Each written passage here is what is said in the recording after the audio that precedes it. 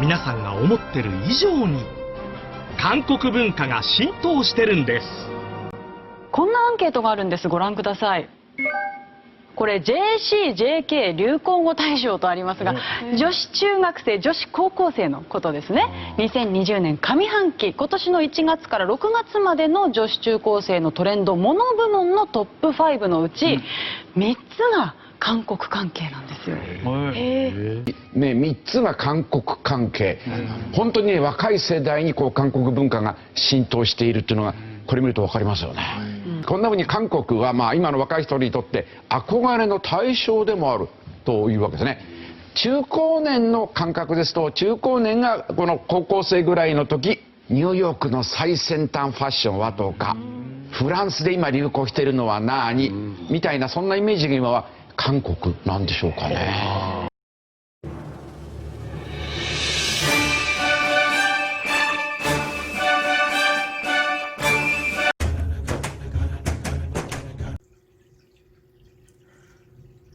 안녕하세요. 정치를 품격 있게 풀어드리는 정치클래스TV의 심상만입니다. 오늘은 비대면 언택트 시대의 한류 컨텐츠가 얼마나 한국 경제에 도움이 되고 있나 구체적인 수치가 나와 살펴보고, 우리가 생각한 세계 한류 팬들의 수준이 단순히 한류를 맹목적으로 좋아하는 것뿐만 아니라 생각보다 전문적인 지식을 가지고 있다는 것을 댓글 반응을 보며 살펴보겠습니다.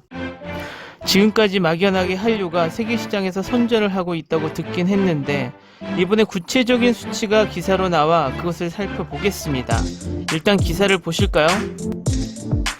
음향 영상 서비스 9개월 연속 흑자, 문화 수출국된 한국 문화 콘텐츠 산업이 새로운 수출 효자 산업으로 자리매김했다. 2일 한국은행에 따르면 올해 6월 음향 영상 및 관련 서비스 수지 흑자가 1,840만 달러였다. 지난해 10월 이후 9개월 연속 흑자다. 음향 영상 및 관련 서비스 수지는 우리나라가 외국의 K-팝 음원과 영화, 텔레비전 프로그램을 팔아 벌어들인 수입에서 외국에 지급한 돈을 뺀 수치다. 흑자가 났다는 건 음원과 문화 콘텐츠 수출로 벌어들인 돈이 수입으로 쓴 돈보다 많다는 뜻이다. 과거 한국은 이 분야에서 대체로 적자를 봤다. 그러나 2014년 10월 이후부터는 59개월 연속 흑자를 기록해왔다. 지난해 9월 흑자가 0을 기록하면서 약 5년 만에 흑자 행진이 끝났으나 한 달 뒤부터 다시 흑자를 이어왔다. 한국 TV 프로그램의 해외 인기에 힘입은 한류 열풍에 더해 방탄소년단, 블랙핑크와 같은 K-팝 스타들의 활약이 흑자 전환에 큰 역할을 한 것으로 보인다. 저작물 복제나 배포와 관련된 문화예술 저작권 무역 수지도 최근 들어 개선되는 추세다. 지난해 문화예술 저작권 무역 수지는 1억 8천만 달러 적자를 봤다. 역대 최소 적자 기록이다. 문화예술 저작권 수지는 K-팝과 같은 음악이나 영화 등 영상 저작권, 문학작품 등이 포함된다. 다음은 세계 K-팝 팬들이 한류를 단순히 즐기는 것뿐만 아니라 본인들이 뚜렷한 주관으로 K-팝의 장단점을 알고 있어 어쩌면 우리보다 더 많은 상식으로 K-팝을 바라보고 있지 않나, 이 댓글 반응을 보고 깜짝 놀라실 것입니다. K-팝의 변화들 중 좋다고 생각하는 점과 그렇지 않다고 생각하는 점이 뭐가 있을까란 주제가 레딧 게시판에 올라왔는데, 이에 대해 K-팝 팬들의 반응을 보시겠습니다. 모든 그룹에 래퍼가 있을 필요도 없고 모든 노래에 랩이 들어갈 필요도 없어. 내 기억으로는 2006년에서 2012년 사이에 나온 이름있다 싶은 걸그룹 중에는 소녀시대가 거의 유일하게 랩을 안 했어. 또 보이스 앨범까지는 많은 사람들이 그 점을 좋아했지. 걸그룹 랩은 별로 진지하지 않고 쓸데없이 가식적이라고 받아들여지거든. 소시는 얼마 되지 않은 모범적인 아이돌 그룹으로 브릿지 부분을 랩이나 댄스가 아닌 노래로 처리했었어. 내가 보기엔 이게 소시를 가장 남다르게 만든 요인이지 싶어. 보컬 라인이 상급, 최상급 능력을 갖추고 있고 독특한 댄서의 쾌활한 보컬 톤까지 갖추고 있으니 딱 봐도 알지. 모든 노래에 랩이 들어갈 필요는 없다는 말에 동의해. 클라이맥스로 가기 직전 끝부분에 별 의미 없이 집어넣는 랩 소조들 때문에 노래를 들을 때 완전 있게 랩 퀄리티가 문제라기보다는 랩이 들어간 위치가 문제야. 간단한 예가 뉴이스트의 러브 포인트야. 내 맘속에 탑5에 드는 보이밴드 노래인데 내 생각에는 랩의 노래 첫 부분에 들어가거나 랩을 두 부분으로 나눠서 노래 여기저기 흩어놨어야 했다고 봐.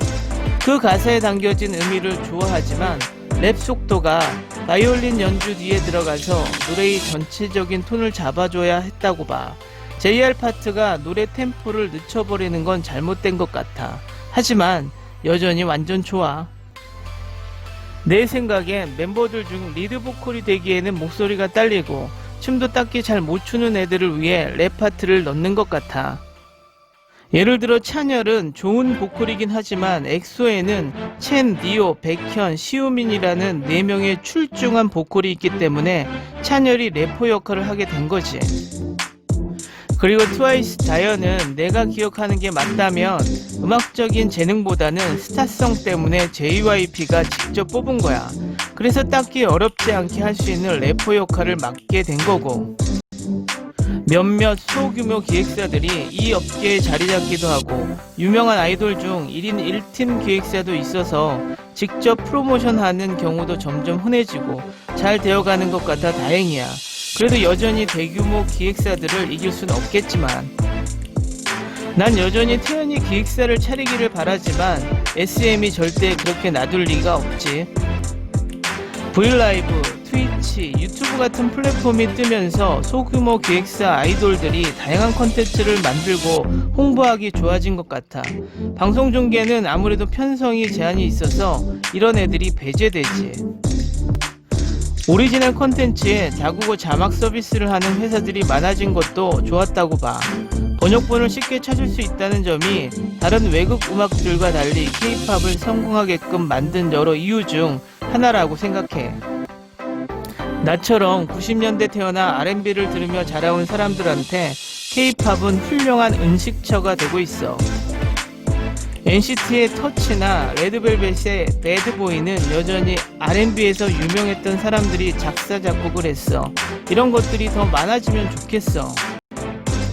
맞아, 테디 라일리가 K-팝에 관여하고 있다는 걸 뒤늦게 알고 깜놀했어.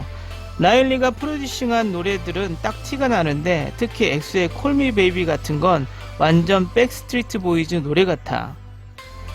맞아. 좀 구식이라고 K-팝을 싫어하는 사람도 있는데 난 바로 그 이유 때문에 K-팝을 좋아해. 요새 판매량과 차트 순위에 대한 집착이 너무 광적이라 매년 사람들이 뭔가 더 경쟁할 만한 요소들을 찾아내고 있지. 뭐 이런 거야 늘상 있어온 일이고 피할 수는 없긴 하지만 요새 이런 풍조가 너무 심해져서 K-팝의 펀한 부분이 사라지는 것 같아 아쉬워. 난 점점 더 경쟁이 심화된다는 점에 별 문제가 없는데 그게 너무 지나쳐서 이 세 노래는 A가 부른 B로 C타입의 그룹이 지난 D개월 2시간 동안 F미디어에서 최단 기간에 G게이 라이크를 받은 곡입니다 정도까지 가지 않는 한 말이야. 어떨 땐 정말 하찮고 아무것도 아닌 걸 가지고 진짜 우스꽝스러워지는 것 같아. 1년도 안 된 뭔가를 가지고 지금까지의 모든 기록을 갈아치웠다라고 한다던가 말이야. 그래 잘했어. 근데 가온 차트 상관왕이란 게 대체 뭐라도 되긴 되는 거 맞아? 라고 생각이 들지. 전에 선미가 마마에서 베스트 패션상인가 뭔가를 받았을 때 스테이지에 나와 상패를 받으면서 수상소감을 얘기하는데 표정이 내가 뭔 상을 받은 거지? 라는 얼굴이었던 걸 잊을 수 없군. 그런 상들은 주로 에이전시 간에 서로 주고받는 목적이라든가 홍보용이야. 내가 출판업계에 있어서 잡지 마케팅하는 사람을 좀 아는데 자기 회사에서 주최하는 시상식 날짜에 마침 파멜라 앤더슨이 그 나라에 온다는 얘기를 듣고는 파멜라를 시상식에 부를 요량으로 상을 하나 급조해서 줬대. 시상식에 채워야 하는 A, B, C급 스타 숫자가 할당되어 있어서 그런 식으로 참석에 대한 대가를 지불하는 거지. 이건 좀 심해. 비록 내가 지금 BTS랑 블랙핑크의 팬이지만 우리가 예전에 스트리밍 횟수 같은 거에 신경 쓰지 않고 순수하게 음악 자체를 즐겼던 기쁨을 모르는 친구들이 참 안 됐어. 어떤 노래가 완전 좋다고 하면서 내가 노래 가사의 뜻이 뭔지, 어디 가면 번역을 구할 수 있는지 물어보면 일도 모르는 건 진짜 잘못된 것 같아. 어떤 노래에 대해 조회수가 적다고 해서 노래가 별로인 건 아니야. 특히 BTS 팬클럽이 때때로 아티스트들의 메시지보다 조회수에 집착하는 것 같아 보여. 난 섹시 걸그룹이 그리운데 얘들이 미드템포성은 최고였거든.